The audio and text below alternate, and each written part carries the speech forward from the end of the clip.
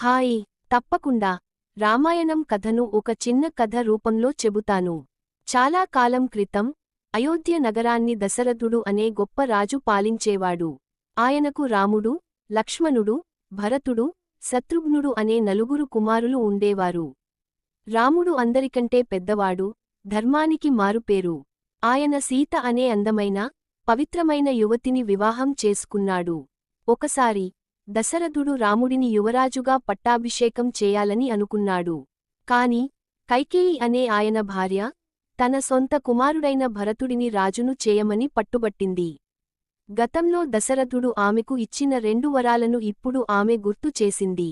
ఆ వరాల ప్రకారం రాముడు 14 సంవత్సరాలు అరణ్యానికి వెళ్ళాలి, భరతుడు అయోధ్యకు రాజు కావాలి. తండ్రి ఆజ్ఞను శిరసావహించి రాముడు సీతను, లక్ష్మణుడిని వెంటబెట్టుకుని అడవికి వెళ్లాడు. అడవిలో వారు ఎన్నో కష్టాలు అనుభవించారు. ఒకరోజు లంక, ఇప్పటి శ్రీలంక రాజు రావణాసురుడు సీతను అపహరించుకుపోయాడు. రావణాసురుడు చాలా శక్తిమంతుడు, అతనికి 10 తలలు ఉండేవి.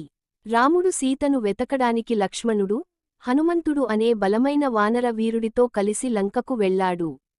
హనుమంతుడు సముద్రాన్ని దాటి లంకకు చేరుకుని సీతను చూసి వచ్చాడు. రాముడు వానర సైన్యంతో కలిసి లంకపై యుద్ధం ప్రకటించాడు. భీకరమైన యుద్ధం జరిగింది. చివరకు రాముడు రావణాసురుడిని సంహరించి సీతను విడిపించుకున్నాడు. 14 సంవత్సరాల వనవాసం తర్వాత రాముడు సీత, లక్ష్మణుడితో అయోధ్యకు తిరిగి వచ్చాడు.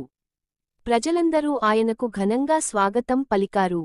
రాముడు అయోధ్యకు రాజు అయ్యాడు, ధర్మంగా పరిపాలించాడు. ఆయన పాలనలో ప్రజలందరూ సుఖ సంతోషాలతో ఉన్నారు. ఇది రామాయణం యొక్క చిన్న కథ. ఈ కథ ధర్మం, న్యాయం, ప్రేమ, భక్తి యొక్క గొప్పతను తెలియజేస్తుంది. ఈ వీడియో కనుక మీకు నచ్చినట్లయితే లైక్, షేర్, సబ్స్క్రైబ్ చేసుకోండి. థాంక్యూ.